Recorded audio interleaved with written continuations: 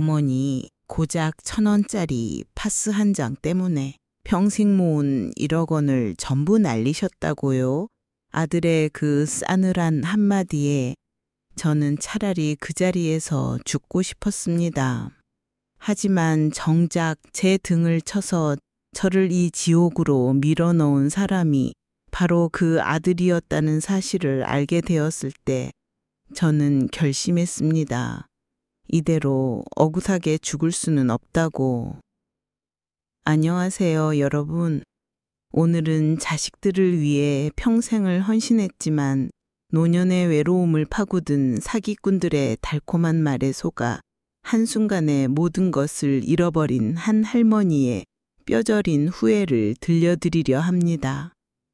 그리고 그 절망의 끝에서 어떻게 예상치 못한 인물의 도움으로 진실을 밝혀내고 다시 일어서게 되었는지 그 눈물의 과정을 함께 지켜봐 주시길 바랍니다. 저는 올해 75살을 맞이한 김순자입니다. 이 이야기는 바로 제게 일어났던 일이고 어쩌면 지금도 우리 사회 어딘가에서 누군가에게 일어나고 있을지도 모르는 일입니다. 몇 년의 세월이 흘렀지만 또 다른 누군가가 저와 똑같은 아픔을 겪지 않기를 바라는 마음으로 오늘 제 이야기를 꺼내보려 합니다.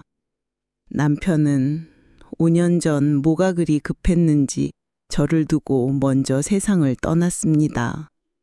살아생전 술 마시고 가끔 화를 내긴 했어도 그래도 누군가와 함께 늙어간다는 것이 얼마나 큰 위안이었는지 남편이 떠난 후에야 비로소 깨달았습니다. 텅 빈 집에는 제 메아리만 울릴 뿐 그 지독한 적막함이 참 견디기 힘들었습니다. 그나마 마음을 붙일 때라곤 멀리서라도 잘 지내고 있을 제 자식들 뿐이었습니다. 하지만 자식들도 모두 제 살기 바빠 명절에나 겨우 얼굴 한번 비추는 게 전부였죠. 자식은 셋, 아들 하나에 딸 둘입니다. 아들 정호는 40이 넘도록 장가도 못 가고 전자제품 가게 하나를 겨우 꾸려가며 생계를 이어가고 있습니다. 큰딸 은정이는 맞벌이를 하며 아파트 대출금을 갚느라 허리가 휠지경이고 작은 딸 수영이는 시어머니를 모시고 사느라 얼굴에 수심이 가득합니다. 전화라도 자주 하면 좋으련만 다들 바쁘다는 핑계로 통화도 길게 하지 못합니다. 자식들 소식이 궁금할 때면 제가 먼저 전화를 걸어곤 했지요. 그러나 돌아오는 대답은 늘 비슷했습니다. 엄마, 저 지금 일하는 중이라서요. 나중에 다시 전화할게요. 그 나중이라는 시간은 좀처럼 오지 않았습니다. 지난번 아들 정호에게 전화했을 때도 그랬습니다. 정호야, 요즘 가게는 좀 어떠니? 장사는 잘 되니? 네, 엄마. 그냥 그럭저럭 버티고 있어요. 너무 걱정 마세요. 목소리에서 깊은 피곤함이 느껴지더군요. 결혼은 안 할 거니? 따위가 벌써. 에이, 엄마. 장가갈 여유가 어디 있어요. 돈이라도 좀 모아야죠. 말끝을 흐리더니 아들은 다급하게 말을 이었습니다. 엄마, 지금 손님 왔어요. 나중에 다시 전화할게요. 그리고는 뚝 하고 전화를 끊어버렸습니다.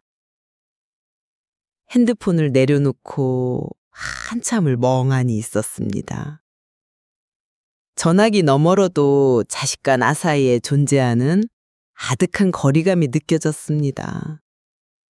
몸도 마음도 지쳐있던 저는 관절염에 당뇨까지 겹쳐 자리에서 일어서는 것조차 힘겨웠습니다. 아침에 눈을 뜰 때면 온몸이 쑤시고 날씨가 조금만 추워져도 관절이 시큰거렸어요. 약을 먹어도 통증은 쉽게 가시지 않았지요. 가끔은 아픈 것보다 그 아픔을 누구에게도 시원하게 털어놓을 수 없다는 사실이 더 서러웠습니다. 그런 제게 유일한 낙이 있다면 매주 화요일 읍내 장터에 가는 것이었습니다. 걷기 힘들었지만 그래도 사람 구경하고 이것저것 구경하는 재미가 쏠쏠했죠. 장터에 가면 온갖 소리와 냄새가 어우러져 적어도 몇 시간만큼은 지독한 외로움을 잊을 수 있었거든요. 생선 파는 아저씨의 우렁찬 목소리, 옷가게 아주머니의 흥정하는 소리, 그리고 고소한 떡볶이 냄새. 그 속에 섞여 있으면 저도 세상의 일부라 된 것 같아 마음이 편안해졌습니다. 그러던 어느 봄날 평소처럼 장터에 갔다가 옆마을에 사는 김옥분 씨를 우연히 만났습니다. 남편과 친했던 분의 아내였는데 오랜만에 만나니 무척이나 반가웠습니다. 우리는 시장 구석의 작은 분식집에 마주 앉아 이런저런 이야기를 나누었어요. 순자 씨, 요즘 어떻게 지내? 그냥 그렇지 뭐. 혼자 살다 보니 심심하고 외로워 죽겠어. 자식들은 자주 찾아와? 어디 다들 바쁘다고 명절에나 겨우 얼굴 한번 비추지. 시골에 남겨진 노인들의 대화는 늘 비슷했습니다. 자식 자랑, 건강 걱정, 그리고 외로움. 옥분 씨도 저와 비슷한 처지였기에 서로의 이야기가 큰 위로가 되었지요. 그런데 옥분 씨가 갑자기 흥미로운 이야기를 꺼냈습니다. 순자 씨, 읍내에 새로 생긴 마을 어르신 건강증진 센터라고 가봤어? 아니, 그런 데가 생겼어. 처음 듣는데. 매일 가면 재미있는 게임도 하고 1등하면 휴지나 수건 같은 선물도 준대. 그리고 젊은 사람들이 와서 얼마나 살갑게 말벗도 해주는지 몰라. 우리 같은 늙은이들한테는 딱이여. 솔직히 그 순간 제 마음이 설렜습니다. 자식들은 바빠서 찾아오지도 않는데 누군가 나를 기다려주고 말도 걸어주는 사람이 있다고 생각하니 괜히 마음이 두근거리더라고요. 그래서 그날로 옥분 씨를 따라 그 센터라는 곳에 한번 가보기로 했습니다. 센터는 읍내 시장 근처 2층짜리 건물이었습니다. 입구에는 땡땡군 지원 노인건강증진센터라는 제법 그럴듯한 간판이 붙어 있었습니다. 계단을 오르는데 무릎이 쑤셨지만 옥분 씨의 말대로 정말 좋은 곳이라면 한 번쯤 가볼 만하다 싶었지요. 문을 열고 들어서자 환한 조명 아래 아주 깔끔한 공간이 펼쳐졌습니다. 하얀 벽지에 밝은 분위기, 그리고 편안해 보이는 의자들이 놓여 있었죠. 벽에는 각종 인증서와 표창장들이 자랑스럽게 걸려 있었고 접수대에는 공식 문서처럼 보이는 서류들이 가지런히 놓여 있었습니다. 이런 곳이 우리 읍내에 있었다니. 놀라웠습니다. 들어서자마자 40대 중반쯤 되어 보이는 한 남자가 환한 미소로 저를 맞이해 주었습니다. 어서 오세요, 어머님. 처음 오셨군요. 저는 이 센터의 김태환 부장이라고 합니다. 김 부장은 아주 친절한 목소리와 상냥한 태도로 저를 안내했습니다. 우리 어머님 여기 편하게 앉으셔요. 먼저 간단한 신청서 작성부터 좀 해볼까요? 그의 다정한 말투와 진심 어린 듯한 눈빛이 저를 안심시켰습니다. 김 부장이 건네준 신청서에 이름과 생년월일, 주소, 전화번호를 적었습니다. 그런데 맨 아래 가족 관계를 적는 란이 있더라고요. 이것도 꼭 써야 하나요? 네, 어머님. 만약 센터에서 응급 상황이라도 생기면 가족분들께 연락을 드려야 하거든요. 어머님의 안전을 위해서입니다. 그 말이 그럴듯해서 저는 자식들의 이름과 연락처를 꼼꼼하게 적었습니다. 혹시 모를 상황을 위해서라니 오히려 센터에서 저를 이렇게까지 신경 써준다는 느낌이 들어 고맙기까지 했습니다. 아이고, 아드님도 있으시고 따님도 둘이나 계시네요? 우리 어머님 정말 복이 많으시네요. 김 부장이 제 신청서를 보며 환하게 웃었습니다. 다른 젊은 직원들도 모두 밝은 미소로 저를 반겨주었어요. 어머니, 어서 오세요. 처음 오셨나요? 네, 오늘 처음 와봤어요. 아이고, 우리 어머니 정말 젊어 보이세요. 연세가 어떻게 되세요? 75이요. 에이, 69 정도로밖에 안 보였는데 우리 어머니 정말 정정하시네요. 그 말 한마디에 제 마음이 활짝 열렸습니다. 평소에 누가 저한테 이런 따뜻한 말을 해줬겠어요. 딸들도 제가 머리를 새로 하고 가도 엄마, 오늘 머리 했네? 이런 말 한마디 없었는데 말이지요. 김 부장이 안내해준 자리에 앉았습니다. 주변에는 이미 20명 정도의 노인들이 모여 있었어요. 모두 저와 비슷한 또래였고 서로 웃고 떠들며 즐거워 보였습니다. 처음 보는 얼굴들이었지만 같은 세대라 그런지 어색함은 금방 사라졌어요. 김 부장과 다른 젊은 직원들이 신나게 게임을 진행하고 있었습니다. 풍선 터뜨리기, 공 던지기, 노래 맞추기. 시간 가는 줄 모를 정도로 정말 즐거웠습니다. 한참 동안 웃고 떠들고 박수를 치고 나니 제 마음이 점점 가벼워지는 것 같더라고요. 제가 언제 이렇게 즐거운 시간을 보내봤던가 싶었습니다. 제가 풍선 터뜨리기에서 1등을 했는데 김 부장이 큰 박수를 치며 환호해 주었어요. 우리 순자 어머님 최고! 어머님 손놀림이 정말 대단하시네요. 그리고 작은 수건 하나를 선물로 주었지요. 그 순간이 정말로 행복했습니다. 제가 언제 이렇게 뿌듯한 마음을 느껴봤나 싶더라고요. 누군가 저를 인정해주고 잘하셨어요. 대단하세요. 라고 말해주는 그 짧은 순간이 왜 그렇게 제 마음을 울리던지요. 자식들에게는 엄마, 그게 아니야. 엄마, 그렇게 하면 안 돼. 늘 그런 꾸지람만 들었는데 그날 누군가 저에게 정말 잘하셨어요. 라고 말해주니까 가슴이 참 뜨거워지더라고요.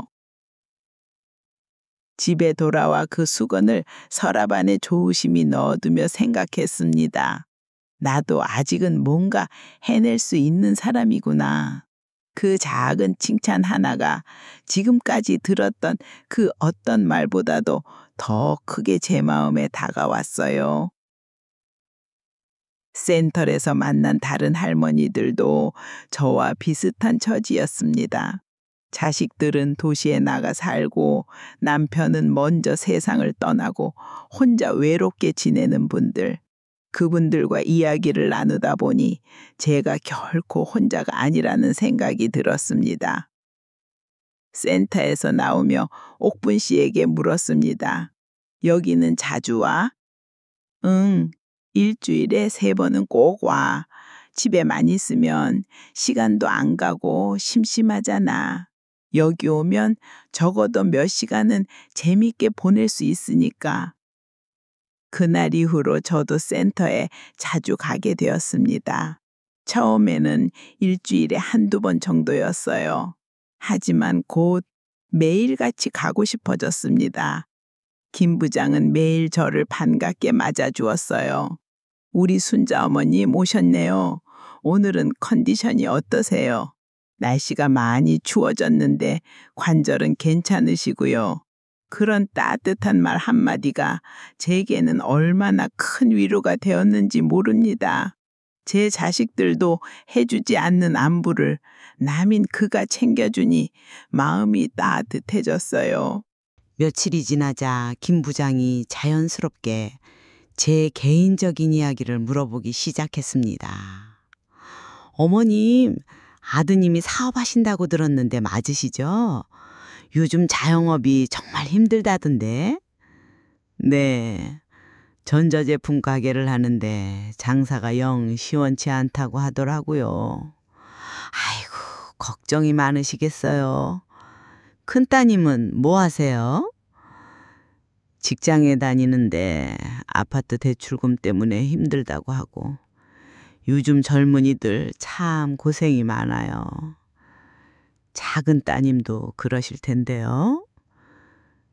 그 애는 시어머니를 모시고 사느라 늘 돈 걱정을 입에 달고 살아요.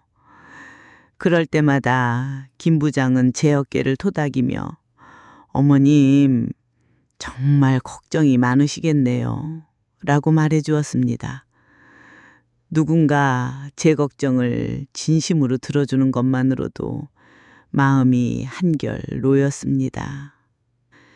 그렇게 센터에 다니기 시작한 지 3주가 지났습니다. 이제 센터는 제 생활의 중심이 되었습니다. 아침에 눈을 뜨면 가장 먼저 센터에 갈 준비를 했고 조금이라도 더 단정하게 보이려고 옷도 신경 써서 입고 머리도 정성껏 빗었습니다. 누군가를 만나기 위해 저 자신을 꾸미는 것, 그것도 아주 오랜만에 느껴보는 설렘이었습니다. 자식들에게 이 센터 이야기를 해주고 싶었지만 전화를 걸어도 길게 통화할 시간이 없었어요. 엄마, 저 지금 회의 중이라서요. 저녁에 다시 전화 드릴게요. 물론 그 저녁에 전화는 오지 않았습니다. 그래도 상관없었어요. 이제 저에게는 센터가 있었으니까요.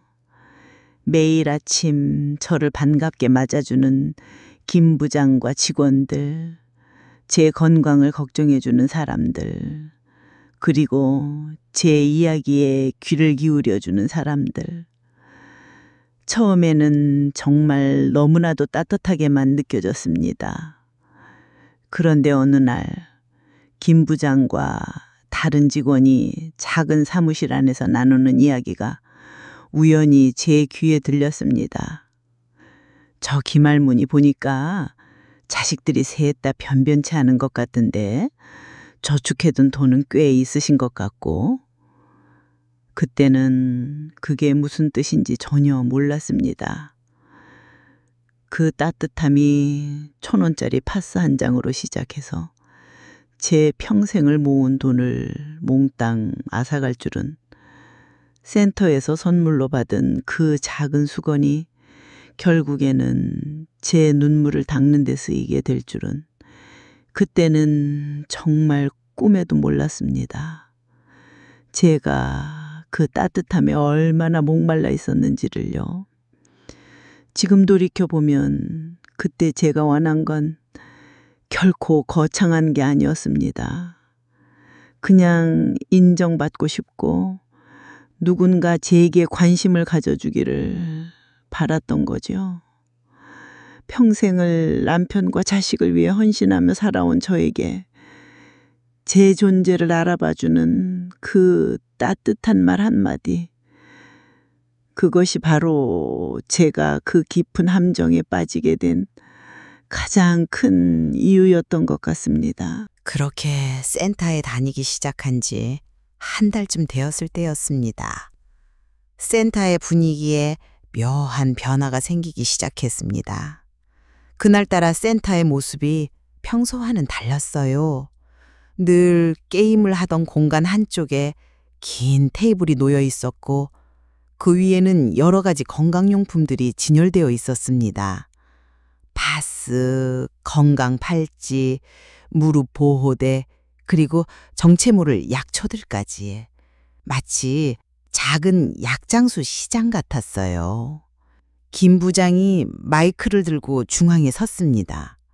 어르신들, 오늘부터 저희 센터에서 특별 건강박람회를 시작합니다. 시중보다 훨씬 저렴한 가격으로 좋은 물건들을 준비했으니 부담 없이 구경하세요. 특히 이 파스 한 장에 단돈 1,000원입니다. 허리 아프고 무릎 쑤실 때 이거 한 장만 붙이면 통증이 싹 사라집니다. 처음에는 그저 구경만 했습니다. 매달 나오는 연금으로 빠듯하게 살아가는 저에게는 1,000원 한 장도 아쉬운 돈이었으니까요. 하지만 주변의 할머니들이 하나둘씩 물건을 사기 시작했습니다. 어머, 이 파스 정말 좋네. 붙이자마자 후끈후끈한 게 시원해. 이 팔찌도 품질이 괜찮아 보여. 10,000원이면 거저지 거저. 저만 가만히 앉아있자 김 부장이 제게 다가왔습니다. 그동안 저를 그토록 친절하게 대해주던 그 부드러운 목소리로 말했어요. 우리 순자 어머님, 혼자만 아무것도 안 사시네요. 선물만 맨날 받아가시니까 다른 분들이 뒤에서 수군거려요. 이거라도 하나 사가세요. 그러면서 파스 한 팩을 제게 내밀더군요. 1,000원만 달라고 했습니다. 괜히 미안한 마음이 들었습니다. 그동안 게임도 공짜로 하고 선물도 받았는데 이 정도는 사야 할 것 같았거든요. 그래서 1,000원을 내고 파스 한 팩을 샀습니다. 그 1,000원짜리 파스를 사는 순간 마치 제 인생에 새로운 장이 열리는 느낌이었습니다. 그때는 몰랐어요. 이 작은 결정 뒤에 얼마나 냉혹한 현실이 따라오게 될지를. 다음 날도 센터에 갔는데 또다시 특판 행사가 열리고 있었습니다. 이번에는 다른 직원이 제게 다가왔습니다. 어머님, 오늘은 이 무릎 보호대가 정말 좋아요. 어제 다른 할머니들은 다들 하나씩 사가셨는데. 처음 일주일은 바스나 양말 같은 1,000원, 2,000원짜리 물건들이었습니다. 둘째 주에는 특별 건강 세트라며 10,000원짜리 물건이 등장했고, 셋째 주에는 명품 활력 세트라며 30,000원짜리가 나타났습니다. 한 달 만에 어버이날 특별 선물 세트라며 50,000원짜리 홍삼 세트까지 사게 되었어요. 이런 식으로 매일 센터에 갈 때마다 무언가를 사게 되었습니다.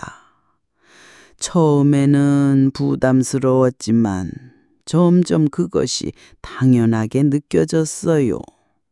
다른 할머니들도 다 사는데 저만 안 살 수는 없었고, 게다가 물건을 사지 않으면 김 부장과 직원들의 태도가 미묘하게 달라지는 것 같았거든요. 어머님만 안 사셨네요. 다른 어머님들은 다들 사가셨는데. 그런 말을 들으니 자꾸만 돈을 쓰게 되더라고요. 그렇게 조금씩 사다 보니 집에는 쓸 일도 없는 물건들이 산더미처럼 쌓여갔습니다. 화장실 한쪽 구석에는 바스가, 서랍장 안에는 수건과 양말이 넘쳐났습니다. 혼자 사는 늙은이에게 그 많은 생필품이 다 무슨 소용이 있었겠어요. 이렇게 계속 돈을 써도 되는 걸까 하는 생각이 들기도 했습니다. 하지만 센터에 가는 즐거움이 그 모든 고민을 덮어버렸습니다. 물건을 사면 김 부장이 더 친절하게 대해 주었고, 우리 순자 어머님 하며 다정하게 제 이름을 불러주니 기분이 좋았거든요. 처음 한 달은 그냥 재미삼아 다녔습니다. 그때 쓴 돈도 다 합쳐봐야 50,000원 정도였고요. 그런데 이상하게 두 번째 달부터는 지출이 걷잡을 수 없이 늘어나더니 어느새 30만 원 가까운 돈을 쓰고 있더라고요. 제가 한 달에 기초연금으로 받는 돈이 55만 원 정도였는데 약값, 관리비, 식비를 내고 나면 손에 남는 게 거의 없었습니다. 그런데 그 빠듯한 돈으로 센터에서 물건을 사고 있었던 겁니다. 지금 생각하면 참 그때는 제가 왜 그랬을까 싶어요. 어느 날 저녁 텔레비전에서 또다시 노인 사기 관련 뉴스가 나왔습니다. 최근 노인들을 대상으로 하는 홍보관 사기가 급증하고 있습니다. 각별한 주의가 요구됩니다. 순간 제가 다니는 센터가 떠올랐지만 저는 이내 고개를 저었습니다. 우리 센터는 달라. 다들 내 이름도 불러주고 내 건강까지 걱정해주는 좋은 사람들인걸. 설마 그런 좋은 사람들이 나를 속일 리가 없어. 그렇게 생각했습니다. 그렇게 센터에 다닌 지 2달쯤 지났을 때였습니다. 센터에서 큰 행사가 열린다고 했습니다. 아주 유명한 큰 절에서 오신 스님이 센터에서 특별 강연을 하신다는 거였지요. 그날은 평소보다 사람이 훨씬 더 많았습니다. 이곳 저곳에서 그 스님 정말 신통하시다더라. 눈만 봐도 그 사람의 운명을 다 맞히신대 하는 수근거림이 끊이지 않았지요. 김 부장은 우리에게 자랑스럽게 말했습니다. 오늘 오시는 스님은 정말 대단하신 분입니다. 눈을 감고도 사람의 운명을 다 꿰뚫어 보시는 분이니까요. 스님이 도착하기 전 김 부장과 몇몇 직원들이 작은 사무실 안에서 무언가를 심각하게 나누는 모습이 보였습니다. 잠시 뒤 스님이 센터에 도착하자 김 부장이 조심스럽게 종이 한 장을 건넸고 스님은 그것을 한참 들여다보시더니 말없이 고개를 끄덕이시더군요. 그 모습을 보면서도 저는 별다른 생각이 없었습니다. 그냥 강연에 필요한 이런저런 준비를 하나 보다 하고 넘겼거든요. 스님은 50대 중반쯤 되어 보이는 단정한 모습이었습니다. 회색 승복을 입고 염주를 돌리며 들어오시는데 분위기가 갑자기 엄숙해졌습니다. 모두가 숨을 죽이고 스님의 말씀을 기다렸지요. 스님은 조용한 목소리로 말씀을 시작하셨습니다. 조상님의 은도, 자손의 복, 가문의 영광, 이런 이야기들이었어요. 평소 듣던 불교 이야기와는 조금 달랐지만 그때는 그저 새롭다고만 생각했습니다. 그러다 스님이 갑자기 청중 속에서 저를 가리키며 말씀하셨습니다. 저기 앉아 계신 어머님, 아드님이 장가도 못 가시고 사업도 영 풀리지가 않으시지요? 순간 온몸에 소름이 돋았습니다. 그걸 어떻게 하셨을까? 스님이 저희 집안 사정을 손금 보듯 꿰뚫어 본 것 같았습니다. 네, 맞습니다. 떨리는 목소리로 겨우 대답했습니다. 스님은 눈을 지그시 감더니 심각한 표정으로 말씀하셨습니다. 어머니, 집안 조상님 중에 아직 편히 잠들지 못하시는 분이 계십니다. 그래서 자손들이 이렇게 고생을 하는 겁니다. 그 말을 듣는 순간 등줄기를 타고 싸늘한 한기가 흘렀습니다. 최근에 몸이 아파서 제사도 제대로 못 지냈고 남편이 떠난 뒤로는 아들 사업도 계속 꼬이기만 했죠. 정말 그게 이유였을까? 말도 안 되는 이야기 같았지만 그 순간만큼은 괜히 마음이 흔들렸습니다. 돌아가신 남편분이 아직 편히 쉬지 못하고 이승을 떠돌고 계십니다. 그분의 한이 자손들에게 그대로 영향을 미치고 있는 것입니다. 스님의 말씀이 이어질수록 제 마음은 점점 더 불안해졌습니다. 어떻게 내 남편 이야기를 저렇게 잘 아시는 걸까? 센터에서 김 부장한테 몇 마디 한 적은 있었지만 그렇게까지 자세하게 말한 기억은 없었거든요. 믿지 말아야지 하면서도 이상하게 마음 한편이 계속해서 걸렸습니다. 주변의 할머니들이 놀란 표정으로 저를 쳐다보았습니다. 마치 제가 뭔가 큰 잘못이라도 저지른 것처럼. 제 남편이 저승에서조차 해코지를 하고 있는 것처럼. 그 시선이 너무나도 부담스러웠습니다. 스님은 말을 이어가셨습니다. 돌아가신 분들이 편히 쉬셔야 살아있는 자손들도 복을 받는 법입니다.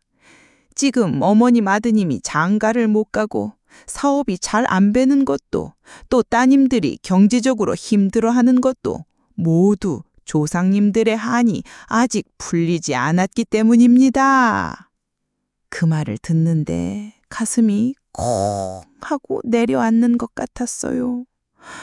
제가 평생 자식들 뒷바라지만 하며 살아왔는데 그래도 나름대로 부모로서 할 도리는 다 했다고 생각했거든요.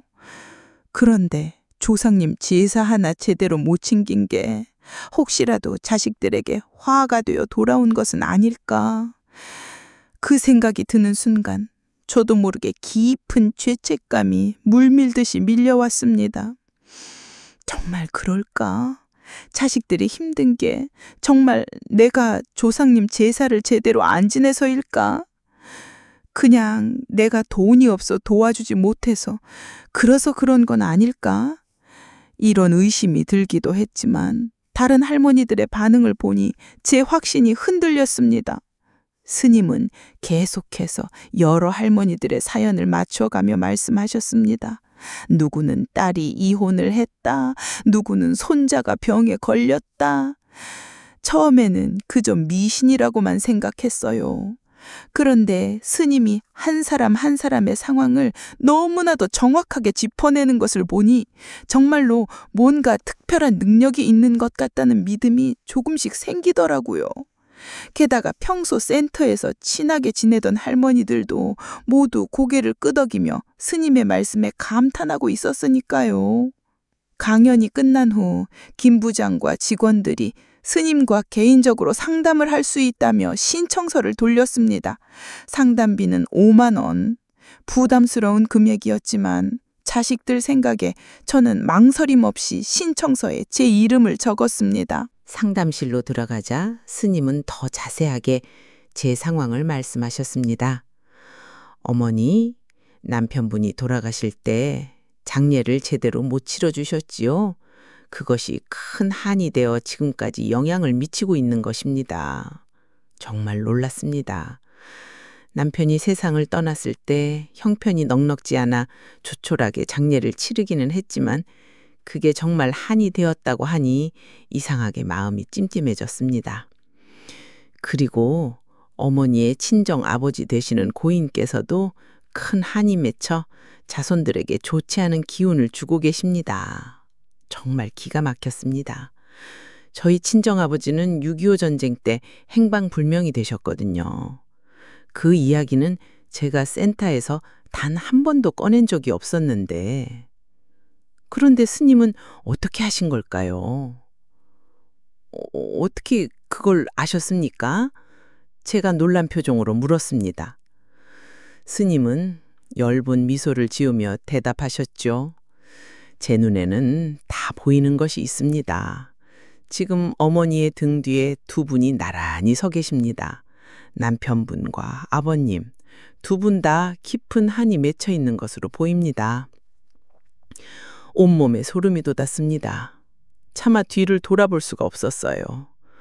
정말 그분들이 내 뒤에 서 계시는 걸까? 생각만 해도 등골이 오싹했습니다. 어떻게 해야만 하는 것입니까? 떨리는 목소리로 물었습니다. 스님은 잠시 침묵하다가 천천히 말씀하셨습니다. 조상님들이 편히 쉬실 수 있도록 정성을 다해 해온을 해드려야 합니다.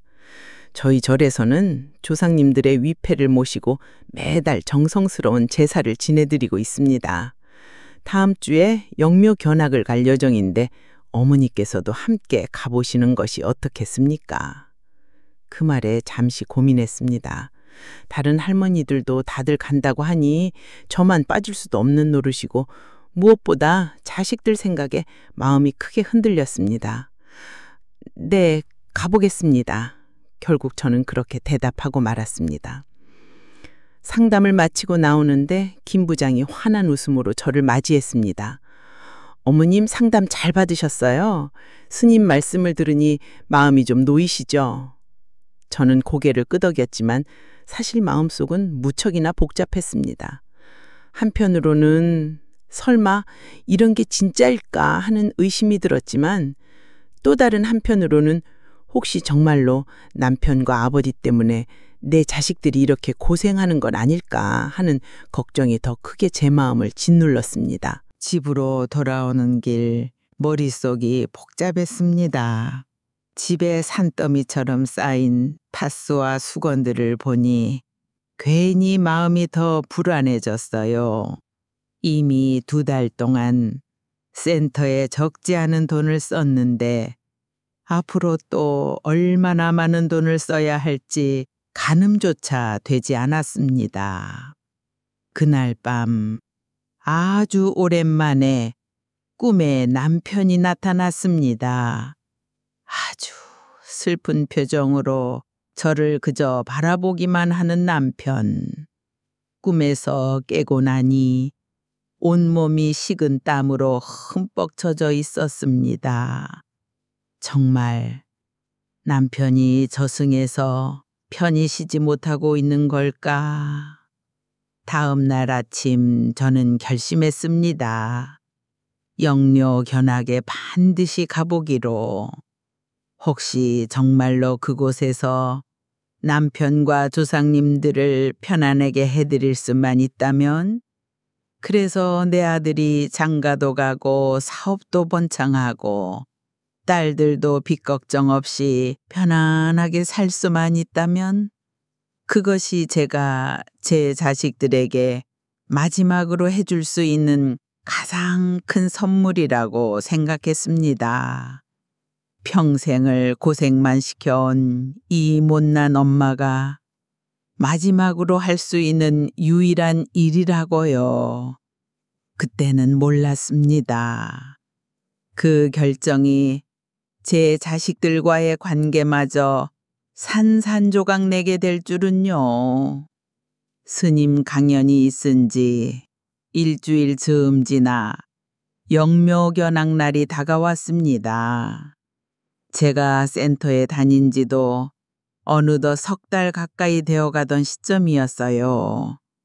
영묘견학을 앞둔 전날 밤 가슴 한편이 무겁고 불안했습니다. 이게 정말 옳은 일일까 하는 의문이 마음속에서 떠나지 않았지만 자식을 위하는 일이다라는 생각에 그 의문마저 억지로 짓눌렀습니다. 다음 날 아침 저는 서둘러 준비를 마치고 센터로 향했습니다. 버스 한 대가 센터 앞에 대기하고 있었고 이미 많은 할머니들이 모여 있었어요. 마음속 한 구석에서는 지금이라도 멈춰야 한다는 목소리가 들렸지만 그날 제 발걸음은 이미 제 마음보다 앞서고 있었습니다. 김 부장이 출석을 부르며 명단을 확인했습니다. 김순자 어머니 모셨죠? 오늘 분명 좋은 일이 있으실 겁니다. 우리는 그렇게 영묘견학이라는 이름으로 새로운 여정을 시작했습니다. 그 여정이 저에게 어떤 끔찍한 결과를 가져오게 될지는 그때는 상상조차 하지 못했지요. 할머니 20명 정도가 차례로 버스에 올라탔고 저 역시 그 사이에 끼어 있었습니다. 모두 센터에서 얼굴을 익힌 분들이었고 김 부장도 함께 동승했어요. 오늘따라 그의 표정이 한껏 들떠 보였죠. 어머님들, 오늘은 참으로 의미 있는 날입니다. 어머님들의 조상님들을 편안히 모실 수 있는 아주 특별한 장소를 방문하게 될 겁니다. 버스는 금세 활기를 띠었고 여기저기서 기대에 찬 이야기가 들려왔습니다. 이번에 정성껏 조상님을 모시면 우리 아들 진급도 잘 되지 않을까 싶어요. 우리 딸도 나이가 많아서 걱정인데 이번 기회에 좋은 소식이 있었으면 좋겠네요. 누구 할 것 없이 다들 반짝이는 눈으로 창밖을 바라보고 있었습니다.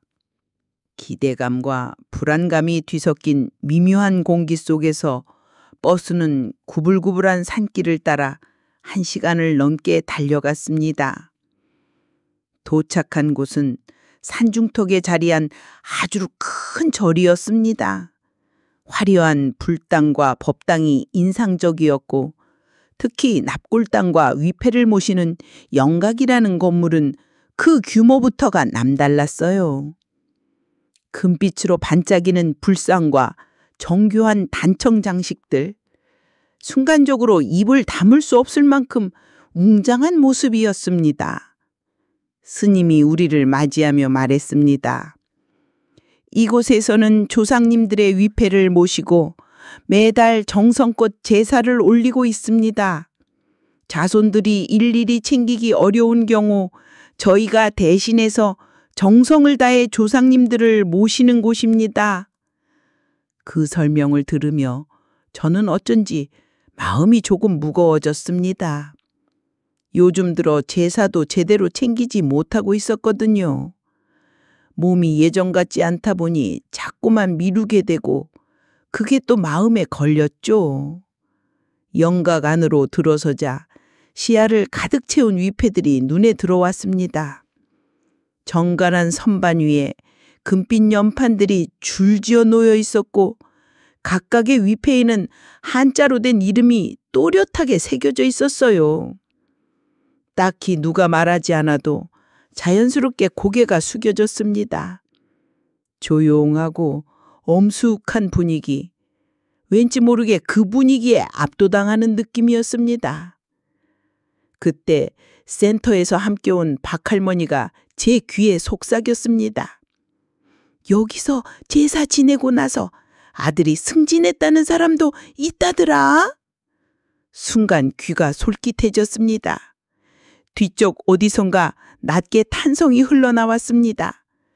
그래, 복은 결국 정성을 따라오는 거지. 모두 말은 아끼고 있었지만 분위기는 확실히 달라져 있었습니다. 누군가는 천천히 고개를 끄덕였고 어떤 이들은 눈을 감은 채 기도하듯 작은 소리로 중얼거리고 있었습니다. 두 손을 가지런히 모은 채 위패를 말없이 바라보는 모습도 보였지요.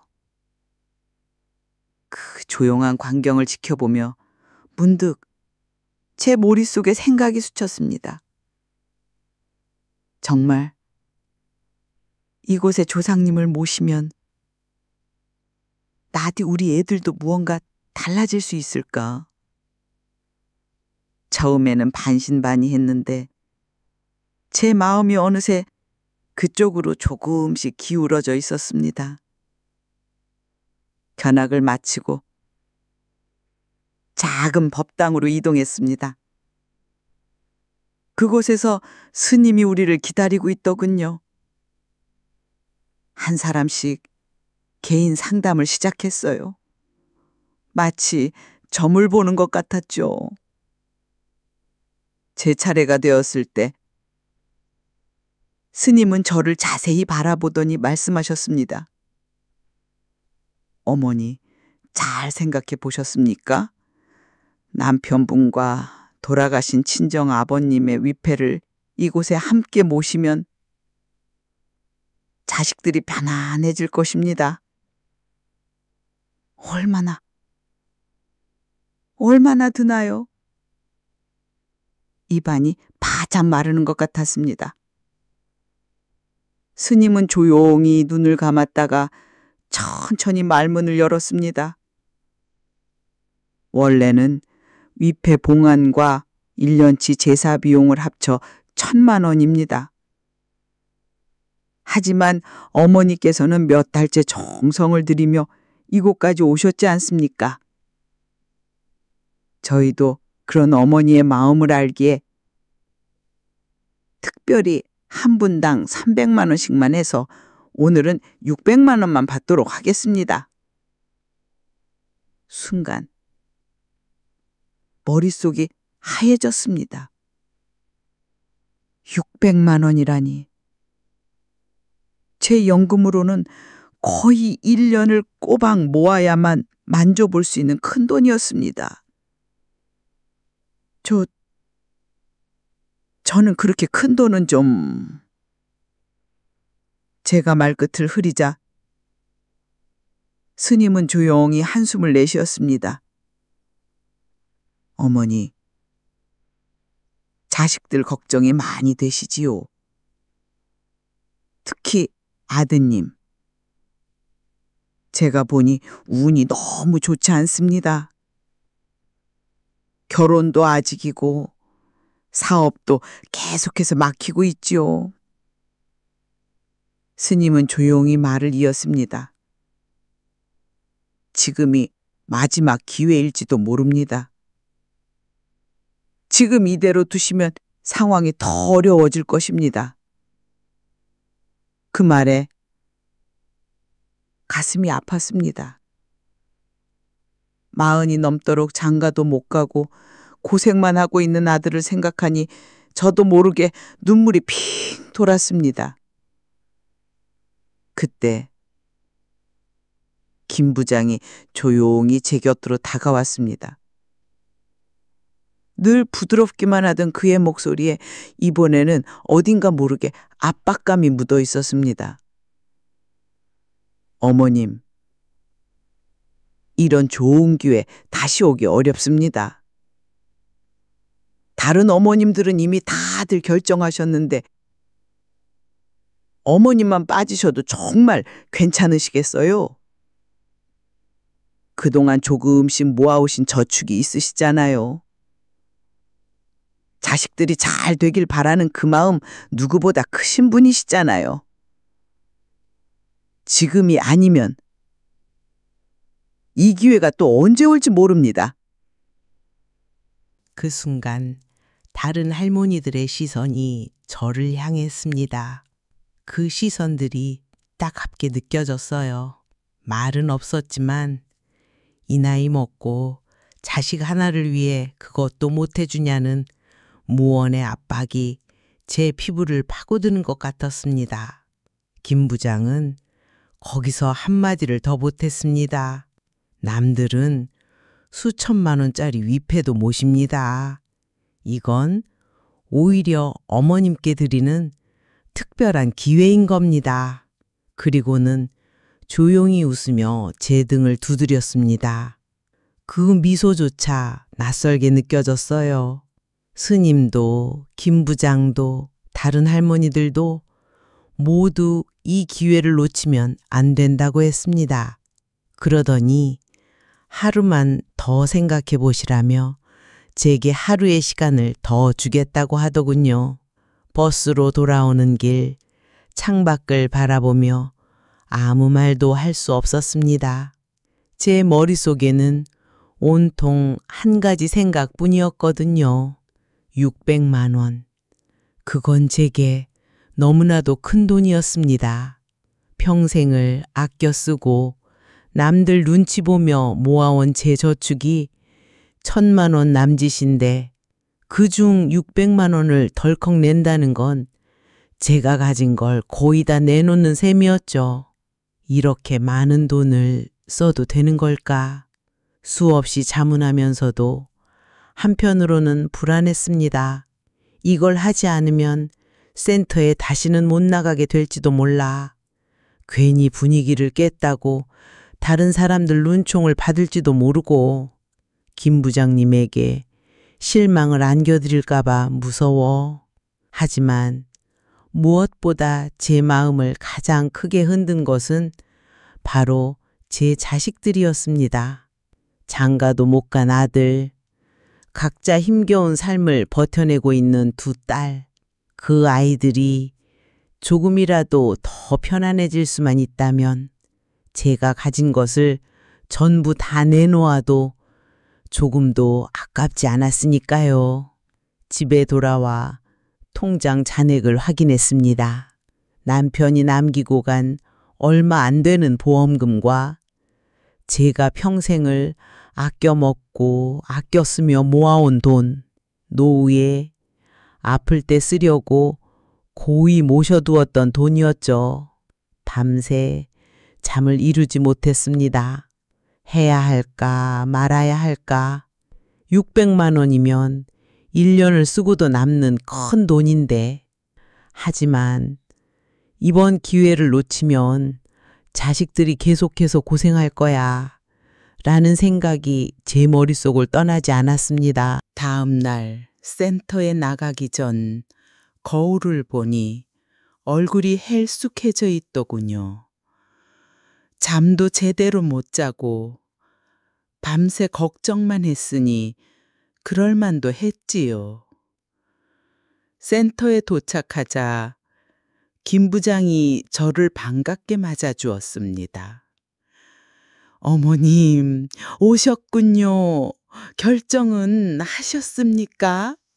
저는 깊이 숨을 들이마시고 대답했습니다. 네, 하기로 했습니다. 김 부장의 얼굴에 흡족한 미소가 번졌습니다. 정말 현명한 선택을 하셨습니다, 어머님. 자식분들이 분명 큰 복을 받게 될 겁니다. 은행에 함께 가서 600만 원이라는 큰 돈을 찾았습니다. 통장에서 그 큰 돈이 한꺼번에 빠져나가는 것을 보니 속이 쓰리더군요. 평생을 한 푼, 두 푼, 조금씩 모아온 돈이 이렇게 순식간에 사라지게 되다니 참으로 허망했습니다. 하지만 그 순간에도 이건 다 내 자식들을 위한 거야 라는 생각으로 억지로 마음을 달랬습니다. 김 부장은 정말 현명한 선택을 하셨다며 저를 계속해서 지켜 세워주었죠. 그날 센터의 모든 사람들은 제게 영웅이라도 된 것처럼 박수를 쳐주었습니다. 그 후로도 그들의 요구는 끝이 없었습니다. 어머님, 따님들 앞길이 막혀 있습니다. 애군을 떼어내는 특별 기도를 올려야 합니다. 기도비는 300만 원이었습니다. 아드님 사업이 잘 되려면 조상님께 길을 열어달라고 비는 대규모 제사가 필요합니다. 제사 비용은 500만 원이었습니다. 저는 제 통장이 바닥을 드러낼 때까지 그들의 모든 요구에 응했습니다. 제 머릿속에는 오직 자식들이 잘 될 수만 있다면 하는 생각뿐이었습니다. 센터의 사람들은 제가 돈을 낼 때마다 어머님이야말로 진정한 어머니이십니다. 라며 저를 칭송했고, 저는 그 칭찬에 취해 제가 무슨 짓을 하고 있는지도 제대로 깨닫지 못했습니다. 결국 제 통장에는 단돈 10만 원도 남지 않게 되었습니다.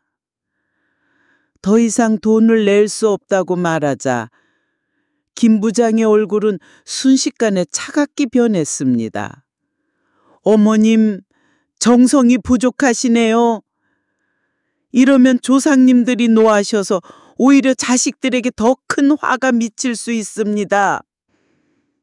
그날 이후 센터의 모든 사람들은 저를 벌레 보듯 대하기 시작했습니다. 따뜻했던 우리 어머님이라는 호칭은 어느새 싸늘한 저 할망구라는 뒷담화로 변해 있었지요. 저는 그제야 무언가 크게 잘못되었다는 것을 깨달았습니다.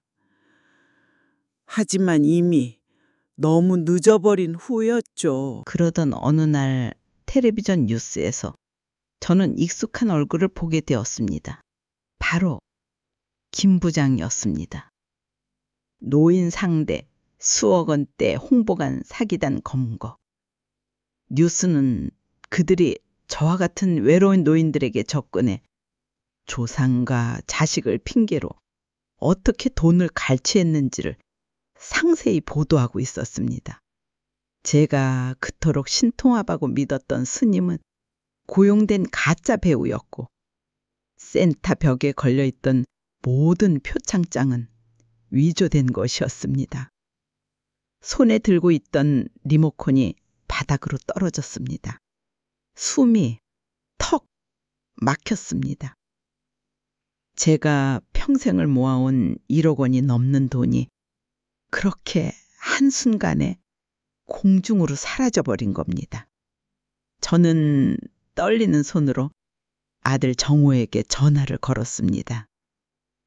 정호야, 엄마가 사기를 당했어. 저는 모든 사실을 울면서 털어놓았습니다.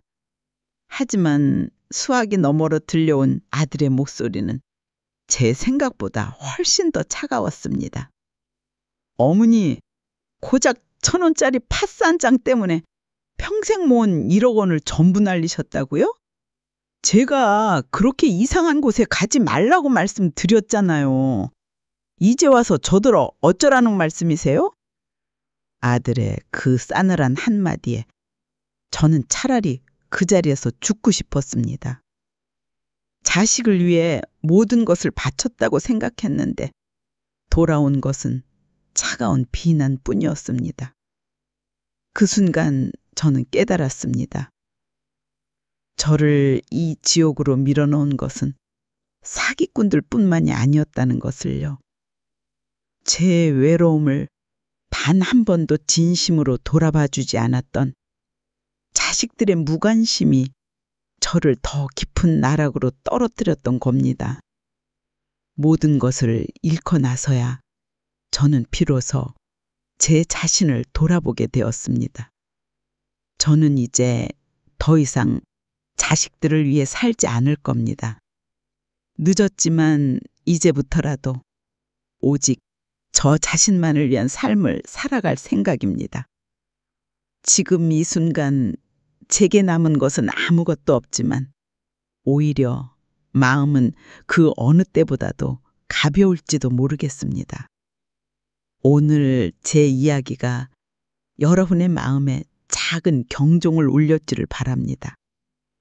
가족이라는 이름 아래 혹시 외로움에 몸부림치고 계신 부모님의 마음을 외면하고 계시지는 않으신가요? 이야기가 마음에 드셨다면 구독과 좋아요로 저희에게 큰 힘을 실어주세요. 그리고 여러분의 소중한 의견을 댓글로 남겨주시길 바랍니다. 여러분의 따뜻한 한마디가 지금 이 순간에도 외로움과 싸우고 있을 또 다른 누군가에게는 큰 위로가 될 수 있습니다. 다음 이야기에서 다시 뵙겠습니다.